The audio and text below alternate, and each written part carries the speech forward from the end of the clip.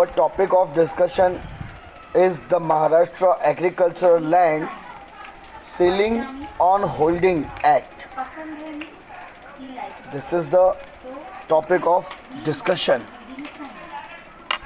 जिसमें Maharashtra holding act, आपका ये जो महाराष्ट्र एग्रीकल्चरल लैंड है, इसमें कितनी सीलिंग्स होनी चाहिए, कितने ना आपको लिमिट अलाउड है आपको लैंड ऑक्यूपाई करने के लिए, कितना आप लैंड होल्ड कर सकते हैं। बिकॉज आफ्टर द इंडिपेंडेंस जब ये इक्वालिटी के कॉन्सेप्ट हमारे बीच में आया तो उसको प्रॉपर तरीके से लागू करने के लिए ऐसा था कि कुछ लोगों के पास बहुत ज़्यादा पैसे हैं, कुछ के पास बिल्कुल नहीं है।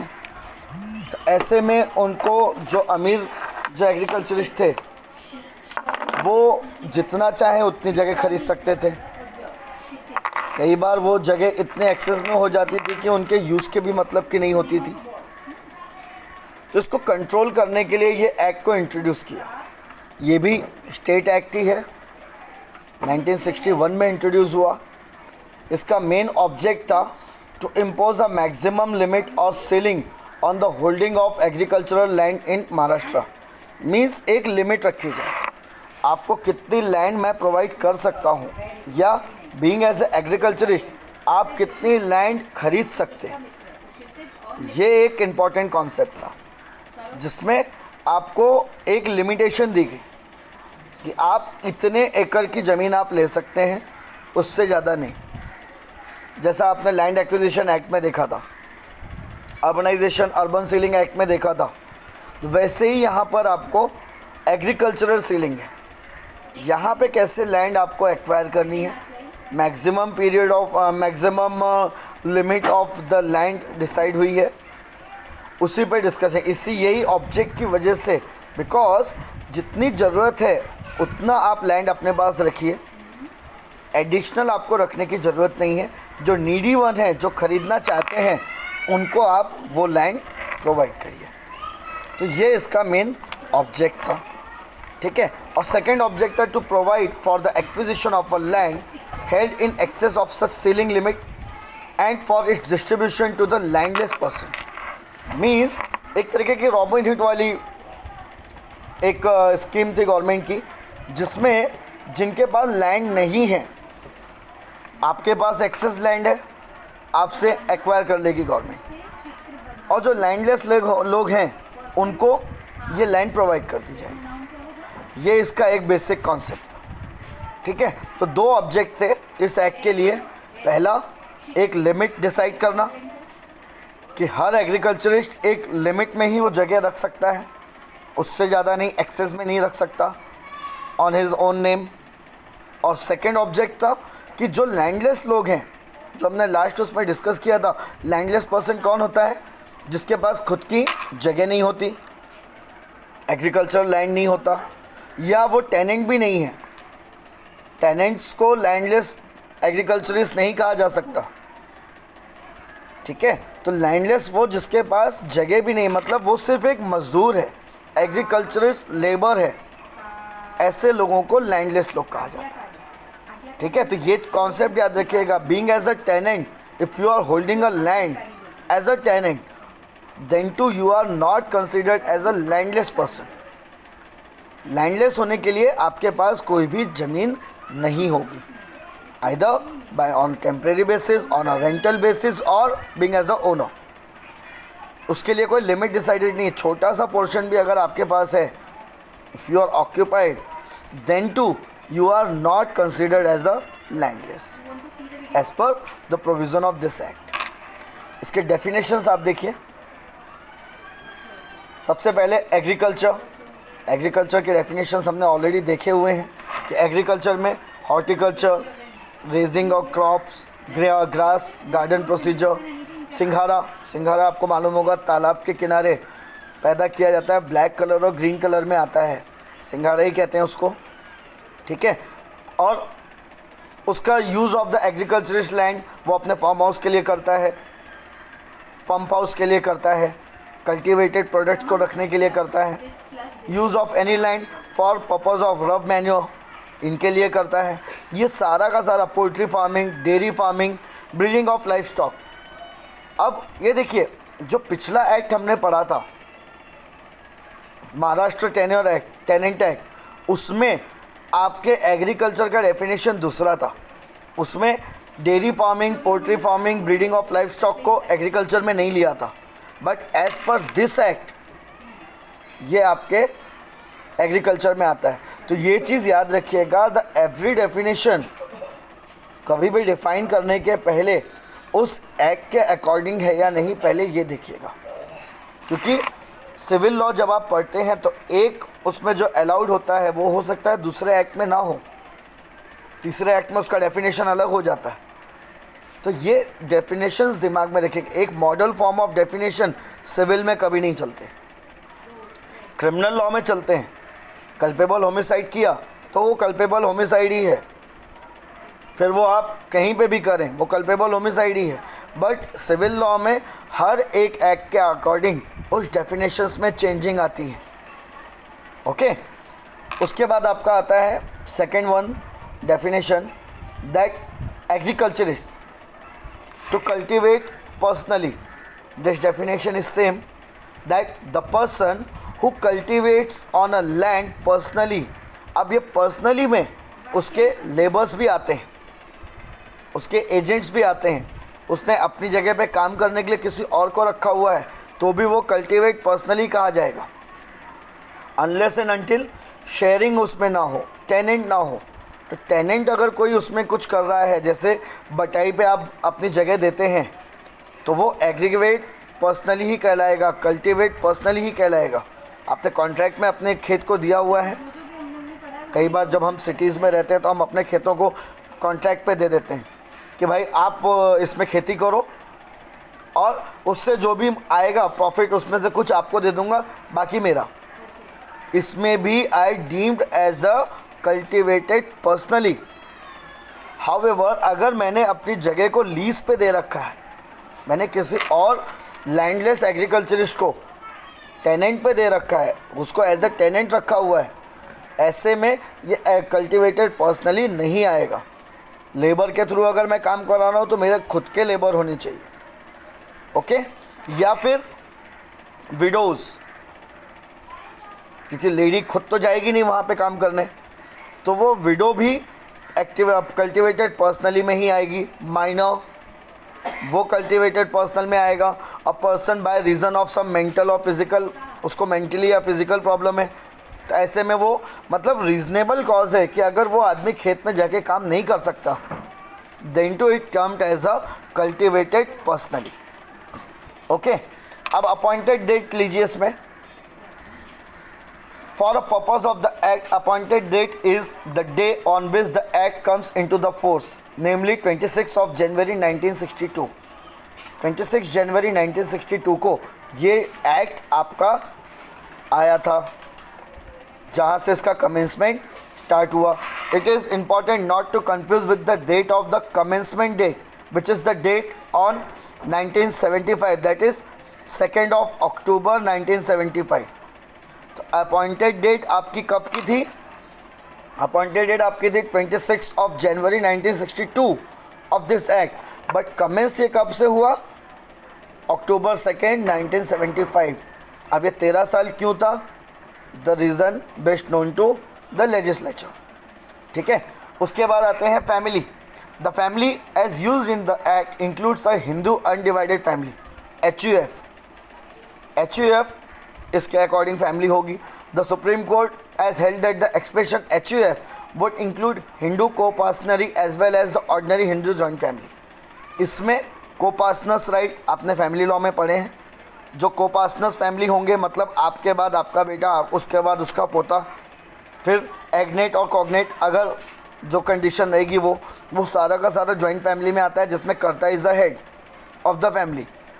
बट इसमें नॉर्मल जॉइंट फैमिली भी अलाउड है, जहाँ पे 2 भाई एक साथ रह रहे हैं, तो वो भी आपकी फैमिली में ही कंसिडर की जाएगी एज़ पर दिस एक्ट। क्योंकि इसका ये क्यों एक साथ ऐड किया गया, रीज़न ऐसा था कि एक अनडिवाइडेड फैमिली है, HUF है, उसके पास एक्सेस में ये लैंड है, तो उन्होंने क्या किया, आपस में रहते साथ में हैं लेकिन 2 यूनिट दिखा दी फैमिली की, उससे उनकी लैंड की सीलिंग की लिमिट बढ़ गई। उसको रोकने के लिए, ये एक तरीके से चीटिंग रोकने के लिए कि if you are a joint family, एक साथ रह रहे हो, तो आपको खेत उतना ही मिलेगा। ओके, इसीलिए ये आपको तैयार किया गया। उसके बाद आता है family unit. Family unit means a family unit as defined in section 4 of the act, namely a person और his spouse, more than one spouse and their minor son, minor unmarried daughters if any. Means आपके spouse, आपको ज़्यादा मस्ती तो मोर than one spouse, वो सारा का सारा आपका जॉइंट फैमिली में ही आता है। ठीक है, आपके legitimate child, illegitimate child, minor unmarried daughter. Daughter आपकी फैमिली का मेंबर तब तक ही है जब तक वो माइनर है। मेजर होती है और मैरिड होती है तो वो दूसरी फैमिली की पार्ट बन जाती है। There are an number of cases जिसमें अब उसको अपने पैटर्नल प्रॉपर्टी में भी हिस्सा मिलता है। ठीक है, वो अलग पार्ट है। इसके अकॉर्डिंग यहाँ पे अगर अनमैरिड डॉटर है तो वो रहेगी, सन्स हैं जो माइनर हैं वो रहेंगे, मेजर सन वही इंक्लूडेड हैं जो मेंटली और फिजिकली इनकैपेबल ऑफ अर्निंग है, वो इंक्लूडेड होंगे जॉइंट फैमिली में। उसके बाद where any spouse is death, surviving spouse और स्पाउसेस मीन्स राजा दशरथ मर गए तो सर्वाइविंग में 3 स्पाउसेस उनकी अवेलेबल थी।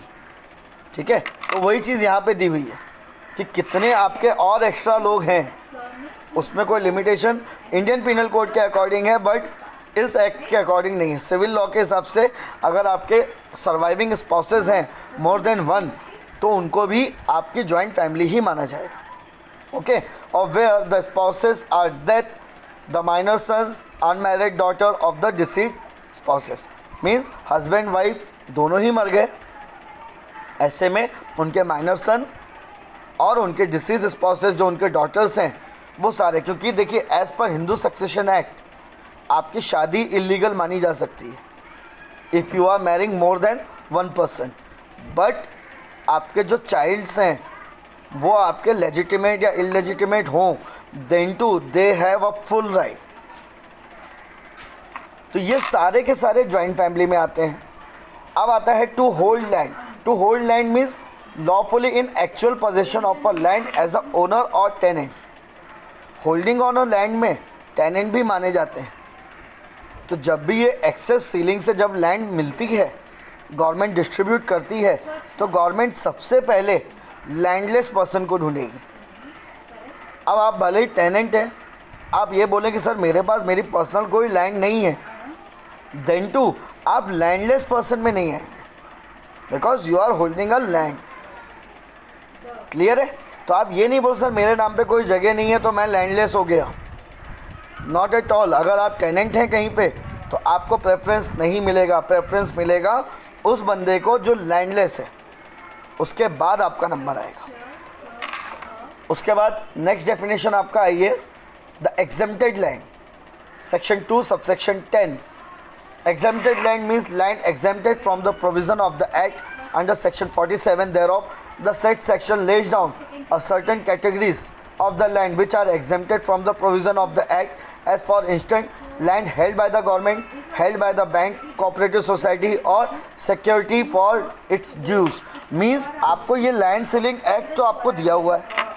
क्यों दिया हुआ है लैंड सीलिंग एक्ट? कि आप एक्सेस अमाउंट में आप ये लैंड को ना रख सकें, इसके लिए दिया हुआ है। बट ये सारा लॉ आपका गवर्नमेंट के लिए नहीं है, गवर्नमेंट के लिए कोई सीलिंग लिमिट नहीं दी हुई है। आपको किसी भी कोऑपरेटिव बैंक के लिए सीलिंग लिमिट नहीं है। मॉर्गेज लेते हैं, लोन प्रोवाइड करते हैं, कोऑपरेटिव सोसाइटी लोन प्रोवाइड करती है, तो उनको कहीं पे भी रोका नहीं गया इस लिमिट से।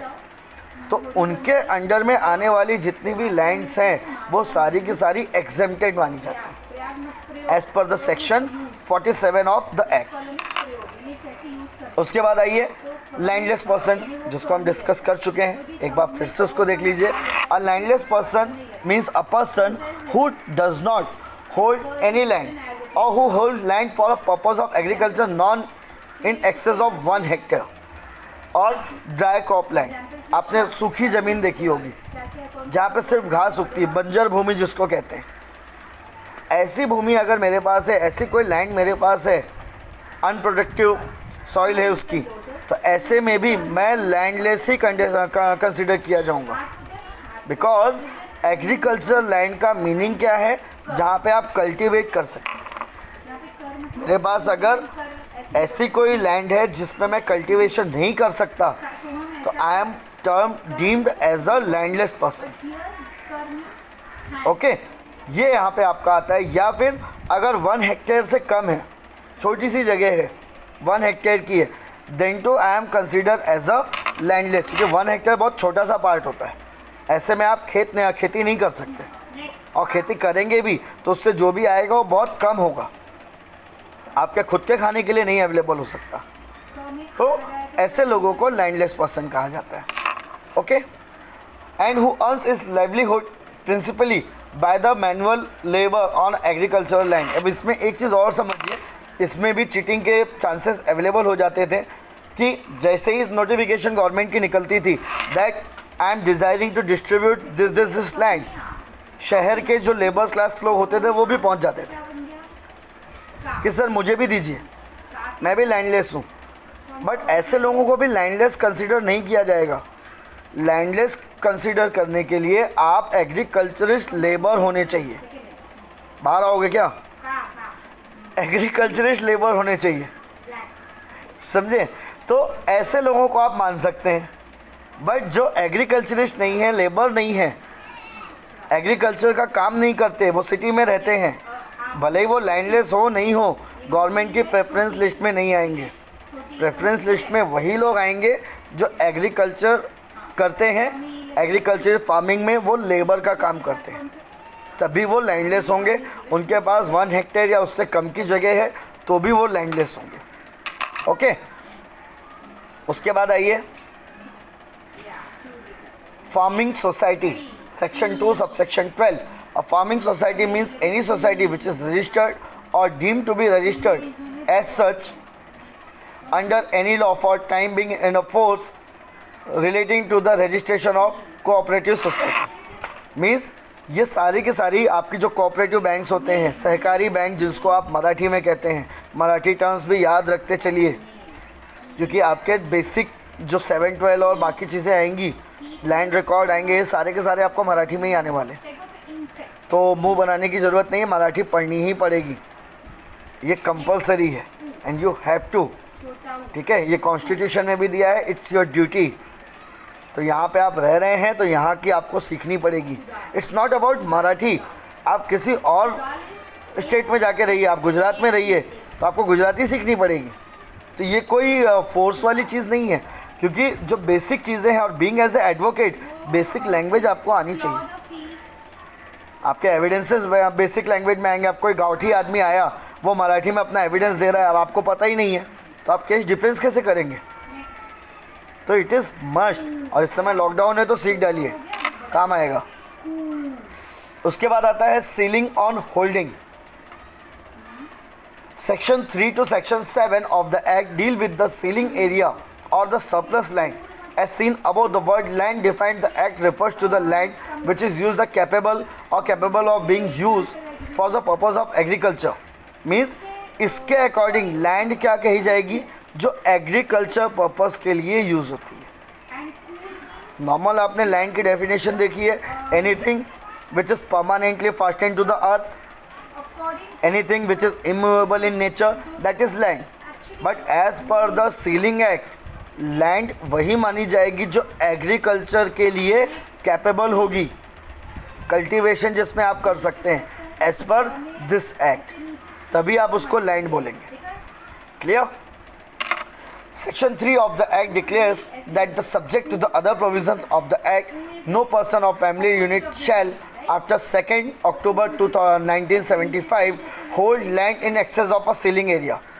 जब से ये एक्ट आया उसके बाद से आपको एक लिमिट डिसाइड कर दी, सीलिंग लिमिट कर दी गई। सीलिंग लिमिट से ज़्यादा आप कोई भी अगर लैंड लेते हैं तो वो सरप्लस लैंड कहलाती है, और collector have a full power after the notification after the measurement वो एक्सेस लैंड आपसे छीन ले। और it applied to joint family too. Otherwise एक फैमिली में 10 मेंबर हैं तो उनकी सीलिंग लिमिट भी 10 बढ़ जाएगी। लेकिन अगर आप ज्वाइंट फैमिली में हैं तो आपको वो पूरी यूनिट एक ही में मानी जाएगी। जैसे फॉर एग्जांपल आप सीलिंग लिमिट मान लीजिए 100 एकड़। अब एक फैमिली में 10 लोग रहते हैं, पर ज्वाइंट फैमिली है तो वो 10 लोगों के लिए भी ये 100 एकड़ ही होगी। वो ये नहीं कर सकते सर हम 10 भाई हैं तो हमको 1000 एकड़ मिलनी चाहिए। अनडिवाइडेड फैमिली है तो एक ही मिलेगी। फैमिली अगर डिवाइड होती है तो उनकी लिमिट बढ़ सकती है। ओके, सो एग्जेम्प्टेड लैंड ऑलरेडी आपको छुटी हुई है, इसमें से सीलिंग लिमिट में नहीं आती। तो the provision of this act dealing with the ceiling area and surplus land can be summarized at the first schedule of the act lays down the ceiling area for all the 27 district and taluka in the state of Maharashtra. ये all over state of Maharashtra में ये act चलेगा, जहाँ पे आपको ये ceiling limit लगेगी। Excess land के लिए प्रोविज़न है, सरप्लस लैंड के लिए प्रोविज़न है। और separate ceiling areas have been listed for different classes of a land. Land के भी क्लासेस है, कितनी प्रोडक्टिव है, कितनी ज़्यादा उसमें सॉइल की प्रोडक्टिविटी है, कौन सी बंजर भूमि कहला रही है, किस में सिर्फ मडी लैंड है, किस में कोई लैंड ऐसी होती है जिसमें सिर्फ सैंड है और उसके नीचे पानी नहीं है तो प्रोडक्टिवनेस कम है। तो ये classes of the land divided किए गए। तो ये एक्ट आपका ऑल ओवर महाराष्ट्र लगेगा, बट लिमिट डिपेंड करती है उसके क्लासेस पे। Means all over India access limit same नहीं होगी, सीलिंग लिमिट सेम नहीं होगी, depend on the productivity of the soil. Okay, for instance in the district of Nashik for a land assure water supply for the irrigation of a land which is capable of yielding at least 2 crops in a year। ये भी आपने देखा होगा, थोड़ी बड़ी अगर आपको knowledge होगी तो कई बार कुछ जगह ऐसी होती हैं जहाँ पे आप 2 क्रॉप्स एक साल में निकाल सकते हैं, जिनको रबी और खरीफ कहते हैं। मीन्स उनकी प्रोडक्टिविटी इतनी अच्छी होती है कि वो 2 क्रॉप्स तो आप कल्टीवेट कर ही रहे हैं, साइड बाय साइड आप भाजी, गन्ना, मिर्ची ये सारी चीज़ें भी कर रहे हैं। मतलब प्रोडक्टिविटी बहुत अच्छी है, हाई लेवल की है। तो उनके लिए अलग लिमिट है एक्सेशन की। In the same district in respect of a land which is irrigated seasonally by flow of irrigation from source the ceiling area is 36 acre. Means ऐसे जो प्रॉपर कल्टीवेशन जिसमें अच्छे से हो सकता है वहाँ पे आपको वाटर लेवल अवेलेबल है, productivity of soil is best, तो आपको सीलिंग लिमिट दी हुई है 36 एकड़। बट अगर ड्राई लैंड है वहाँ पे आपको लिमिट दी हुई है 54 एकड़। ये स्टैंडर्ड लिमिट नहीं है, every district has a different limit. ठीक है, ये आपको सिर्फ एक एग्जाम्पल दिया है। 10 different ceiling limit apply to the different district and डिफरेंट तालुकास। एक तालुके में भी आपको बहुत सारी लिमिट अलग अलग मिलेंगी, क्योंकि प्रोडक्टिविटी उनकी डिपेंड करती है अलग अलग वे से। कहाँ पे कितना यूज़ होगा, कहाँ पे कितना यूज़ करना है, कितना वो प्रोडक्टिविटी दे सकती है, कितने क्रॉप्स उसके आ सकते हैं, इस पर डिपेंड करता है। और इसके अकॉर्डिंग ही आपकी लिमिट डिसाइड होती है। तो एक तालुके में भी कई बार आपकी लिमिट अलग अलग होती है। ओके, इफ़ अ पर्सन और अ family unit holding a land only for one class, the ceiling area of the unit will be the ceiling area of the first class of the land as laid down in a schedule। Means अगर joint family है लेकिन उनके पास first class land ही available है, जो मैंने अभी आपको बताया स्केड्यूल के अकॉर्डिंग, जिसमें कल्टीवेशन में कोई प्रॉब्लम नहीं है, ऐसी लैंड पे आपकी सीलिंग लिमिट उतनी ही रहेगी, भले ही आप जॉइंट फैमिली ही क्यों ना हो। तो ये एक मैटर को समझ लीजिए। Irrespective of whatever the number of person in your family, if you are undivided, if you are a joint family, then the ceiling limit is fixed as per the first schedule of the act. If however a person or unit hold different classes of a land, the ceiling is calculated as per the another formula. Means अगर आपके पास first class land का थोड़ा हिस्सा है, second class land का थोड़ा हिस्सा है, तो कैलकुलेशन भी उसके अकॉर्डिंग ही चलेगा। फिर एक स्टैंडर्ड फॉर्म नहीं माना जाएगा कि मेरे पास, जैसे मान लेते हैं कि मेरे पास 100 एकड़ ज़मीन है जिसमें 50 एकड़ मेरी फर्स्ट क्लास लैंड है और 50 एकड़ मेरी सेकेंड क्लास लैंड है। ऐसे में सीलिंग लिमिट भी उसके अकॉर्डिंग ही डिसाइड होगी, एक स्टैंडर्ड फॉर्म में नहीं। 100 एकड़ नहीं मान लिया जाएगा, वो डिफरेंट क्लासेस के अकॉर्डिंग मेरी सीलिंग लिमिट डिसाइड होगी। ओके, इफ़ हाउएवर, तो ये अलग अलग क्लास के आपके लैंड है, अलग अलग क्लासेस के अकॉर्डिंग आपको सीलिंग लिमिट दी जाएगी। उसके बाद as an exemption is made in respect of a family unit more than a 5%. In such a case, as family unit is entitled to land exceeding the ceiling area, the extent of the 1/10 of the ceiling area of the each member in excess of 5. लेकिन अगर आपके family member ज़्यादा हैं, ऐसे में ceiling limit भी उसमें 1/10 का आपको इंक्रीज रेट मिलेगा। मीन्स जैसे 100 एकड़ ज़मीन है, आपके फैमिली मेम्बर हैं 10, तो उसमें 10% और जुड़ते हुए चला जाएगा। बट 5 तक के लिए कोई एक्सेशन नहीं है। 5 मेंबर के ऊपर अगर आपके फैमिली मेंबर बढ़ते हैं तो ऐसे में आपको एक्सेस मिलेगा, एडिशन मिलेगा in your ceiling limit. Okay, as regard the person and family units holding both exempted and other land that is non-exempted, if the area exempted land is less than the ceiling area, he or it is entitled to hold only so much of the other land non-exempted as together with the area of exempted land equal to the ceiling limit.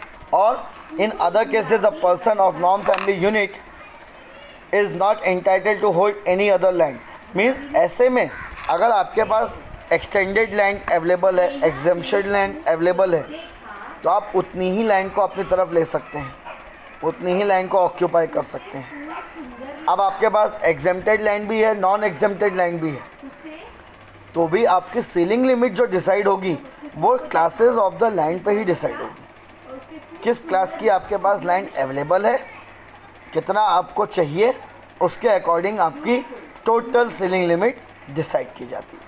To take an example, suppose ceiling limit of Mr. X is 18 acres. Now, if he is holding 10 acres of exempted land, he may hold 8 acres of non-exempted. If, however, he holds 20 acres of exempted land, he cannot hold any other non-exempted land. Means ceiling limit आपकी fix है, exempted land है तो भी calculation का part है, non exempted है तो भी कैलकुलेशन का पार्ट है। तो it's a part of the calculation of such land कि कैसे करना है। आई बात समझ में? उसके बाद आपका नेक्स्ट टॉपिक आता है, that is the restriction on transfer, acquisition and partition, section 8 to section 11A of the act. It is the restriction imposed by the act on a transfer, acquisition or partition and the consequences of contravention of this provision.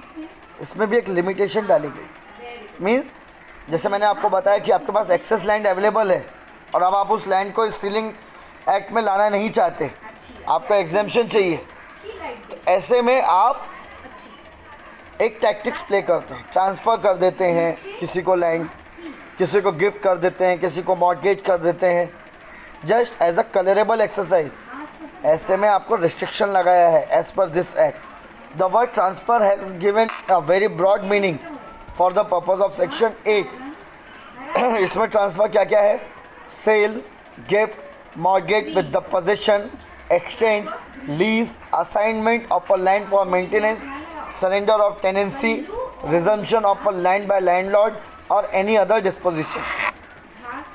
Means इन सब में अगर आपके पास access में land है, अब आप ये इस वे से उस लैंड को ट्रांसफ़र करते हैं just to show yourself that I am under a limit of the ceiling, तो ये प्रोहिबिटेड है। अगर आप टेनेंट हैं, लैंडलेस हैं लेकिन टेनेंट है, अब आपको पता चला कि यहाँ पे सीलिंग लिमिट डिक्लेयर होने वाली है, एक्सेस लैंड आपको मिलने वाली है, आपने अपनी टेनेंसी को सरेंडर कर दिया, so it is not allowed and you are not permitted कि आप अपनी टेनेंसी को सरेंडर कर दें before the tenure period.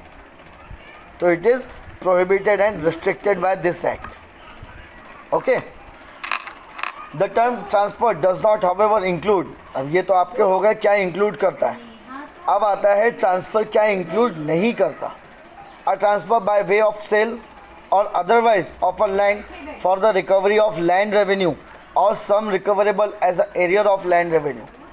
Land revenue को पे करने के लिए अगर आपने अपनी जगह को बेचा तो वो ट्रांसफ़र अलाउड है। ऐसे में रीज़नेबल है आपके पास कि ये लैंड को आप क्यों बेच रहे हैं, क्यों ट्रांसफ़र कर रहे हैं किसी को, तो वो अलाउड है। या फिर N acquisition of a land for public purpose, अगर लैंड एक्विजिशन एक्ट में आपकी ये लैंड आ गई तो सीलिंग एक्ट आप पे नहीं लगेगा, आप ट्रांसफ़र कर सकते हैं, जो transfer is permission. A similar restriction is imposed by Section 9 of the Act on the acquisition of a land in excess of ceiling area।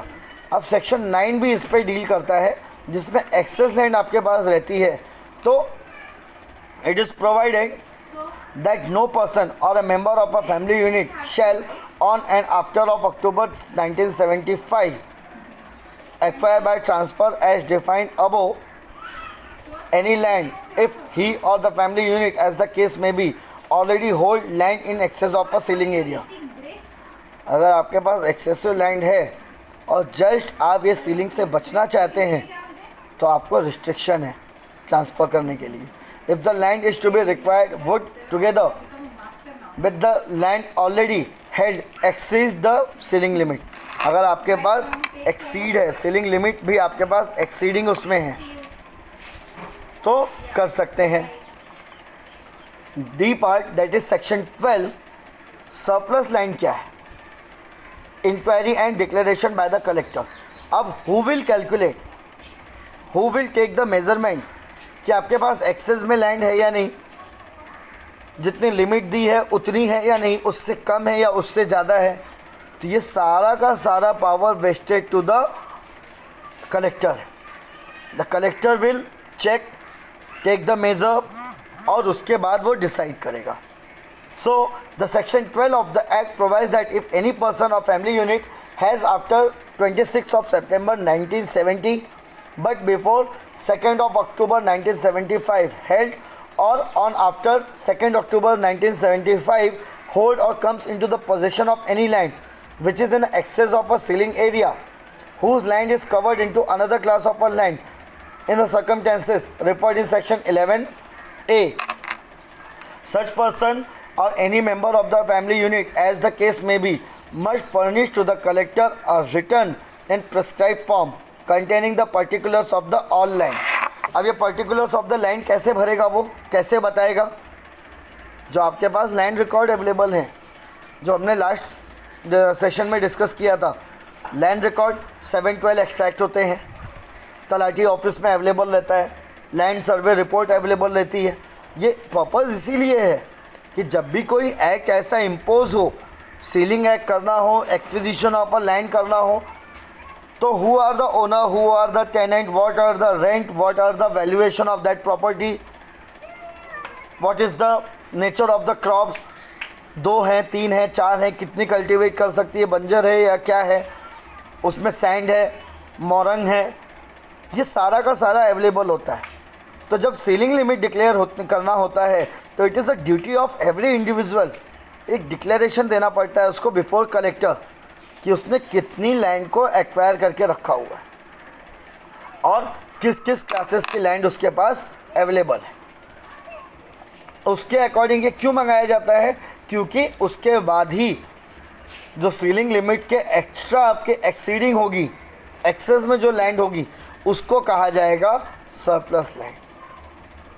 So simple way में सरप्लस लैंड क्या है, any land which is in excess of ceiling limit is known as surplus land. Declaration made by the collector under this act क्या क्या declaration collector करता है? 5 matters में collector declaration करता है, मीन्स एडजुडिकेट करता है। आपके पास एक्सेस में लैंड है, आपके पास कम है, या whatever the matter related to this act, वो क्या डिक्लेरेशन होता है? The total area of the land which the person of family unit is entitled to hold as the ceiling area. Ceiling limit declare करता है कि कितनी area की land आपके पास होनी चाहिए, कितनी मेजरमेंट होनी चाहिए। ये कौन डिक्लेयर करता है? Collector. The total area of a land which is excess in a ceiling area. अगर आपके पास एक्सेस लैंड है तो वो सरप्लस कर देगा, ये भी कलेक्टर का पावर है। The name of a landlord to whom position of a land is to be restored under section 19 of the act and the area of the particular of the land, means वहाँ पर restore कर देगा आपके नाम पे land. अगर access limit को calculation करने में कुछ गड़बड़ हो जाती है, ऑफिशियल एरर हो जाता है, तो आपसे वो लैंड सरप्लस तो कर दी, लेकिन बाद में जब प्रॉपर मेजरमेंट निकलता है तो उसमें लगता है कि नहीं, ये कैलकुलेशन में प्रॉब्लम हुई थी, तो वो लैंड वापस वो रिस्टोर कर देगा in the name of original owner. और 5th one, the area and particulars of the land out of the surplus land in respect of which right title interest of the person or family unit holding it is to be forfeited to the state government. Means state government की अगर कोई charges लिवाएबल हैं तो वो पहले forfeit करेगा, या access में आपके पास लैंड है तो वो आपसे एक्सेस कर लेगा, आपके सरप्लस लैंड को वो गवर्नमेंट ऑफ स्टेट को फॉरफिट कर देगा। तो these are the power of the collector under this act. ठीक है, matter related to the ceiling. उसके बाद आता है आपका exempted land. The main object of the act is to limit और impose the ceiling on the holding of a agricultural land in a Maharashtra. However the land can be exempted from the operation of a act in 2 ways. 2 तरीके से land को exemption मिला हुआ है, जिनको exempted act कहते हैं। पहला, जिसमें आपको 8 कैटेगरीज दी हुई हैं अंडर सेक्शन 47, ये सारी की सारी लैंड एग्जेम्प्टेड कहलाती हैं। और सेकंड कैटेगरी में 5 कैटेगरी दी हुई है। तो पहले 8 कैटेगरी देते हैं, जिसमें ये प्रोविज़न ऑफ द एक्ट किसमें नहीं लगता? As per section 47, the land which are declared as a exempted land, that is the land held by the central और स्टेट गवर्नमेंट। अगर गवर्नमेंट की लैंड है तो उन पर सीलिंग लिमिट नहीं लगेगी। अब वो गवर्नमेंट या तो सेंट्रल गवर्नमेंट हो या स्टेट गवर्नमेंट हो। Land held by the corporation means local government है, कॉरपोरेशन, ग्राम पंचायत लोकल गवर्नमेंट है, तो वो भी एग्जेम्प्टेड हैं। लीज मिली हुई है लोकल गवर्नमेंट को, लोकल अथॉरिटी को, वो भी एग्जेम्प्टेड मानी जाएगी। Land holding to lease from by और any university establish by the law, governmental universities हैं तो उनको भी सीलिंग लिमिट से एग्जेम्पशन मिली हुई है। लैंड बिलोंगिंग टू और held on a lease by the agriculture college और स्कूल और any institution during the research of the agriculture and approve by the state government. Agriculture college है, agriculture research के लिए कोई इंस्टीट्यूशन बनाया जा रहा है तो उनके लिए भी सीलिंग लिमिट नहीं लगती। और land held by the regimental farms approve by the state government, इनके लिए भी ये लैंड एग्जेम्प्टेड है, इसमें सीलिंग लिमिट उन पे नहीं लगेगी। Land लीजेस by the land development bank, central cooperative bank, cooperative bank आपसे लैंड लेती है तभी आपको लोन देती है, मॉर्गेज करती है, तो उसके लिए भी उन पे कोई भी रोक नहीं है, उनके लिए कोई सीलिंग लिमिट नहीं होती। Land held by the bank और कोऑपरेटिव सोसाइटी, तो ये 8 टाइप ऑफ लैंड है जो एग्जेम्प्टेड है। इसके साथ साथ 5 टाइप और आपको दिए हुए हैं जो स्टेट गवर्नमेंट नोटिफिकेशन करता है ऑफिशियल गैजेट में, और ये 5 एग्जेम्पशन आपको और प्रोवाइड करता है। कौन कौन से हैं ये 5 land? The land held before 26 of the September the public trust और avoid the major portion of the income of a land which is being appropriated for a purpose of education, medical relief और both. कोई ऐसी land जो public trust के हाथ में हो या उस लैंड के रेवेन्यू से कोई एजुकेशनल इंस्टीट्यूट चलाया जा रहा हो, मेडिकल रिलीफ फंड हो, ऐसे चीज़ों के लिए एग्जेम्प्टेड है। उसके बाद सेकेंड है land held for the set date by any person of or stud farm. Stud farm is a place used for the breeding of livestock. Traditionally, the term referred to a place where horses are kept for the breeding. Breeding farm के लिए अगर आपको ये रखा गया है, घोड़शाला जिसको आप कहते हैं, इनके लिए भी सीलिंग लिमिट एक्सेम्प्टेड है. Land held for the set date by the public purpose for Waqf board, Panjrapole और गौशाला. वक्फ बोर्ड मुस्लिम वक्फ बोर्ड होता है जहाँ पे दरगाह वगैरह बनाई जाती हैं, मस्जिद वगैरह बनाई जाती हैं, इमाम बाड़ा बनाया जाता है, उनको भी सीलिंग लिमिट से एग्जेम्प्टेड रखा गया है. गौशाला उनके लिए भी एग्जेम्प्टेड रखा गया है. या फिर पुजरा पोल, ये होता है जहाँ पर एनिमल वेलफेयर होम बनाए जाते हैं, लावारिस लोगों को, जानवरों को रखा जाता है. ठीक है, तो इनको भी एग्जेम्प्टेड है. गौशाला आपको पता ही है जहाँ पे गाय और ऐसे उनके बच्चे, बछड़े और काल्फ वगैरह रखे जाते हैं, उनके लिए भी कोई सेलिंग लिमिट अलाउ नहीं होती. Land held for before date by the public limited company और public trust of Waqf board for the purpose of breeding of a cattle और sheep. Waqf board public purpose के लिए या ब्रीडिंग ऑफ अ कैटल के लिए रखा जाता है, ऐसे में भी ये लैंड आपको एग्जेम्प्टेड है. Land which is held for the industrial understanding for bona fide industrial और non agricultural use. Industrial purpose के लिए अगर आप लैंड ले रहे हैं तो भी under this ceiling act it is exempted, क्योंकि सीलिंग एक्ट का बेसिक कॉन्सेप्ट था to impose the ceiling limit on a agricultural form, agricultural land. और सेकेंड ऑब्जेक्ट था जो लैंडलेस पर्सन है उनको वो लैंड प्रोवाइड करना for a cultivation. So these are the provision under the Maharashtra Agricultural Land Act.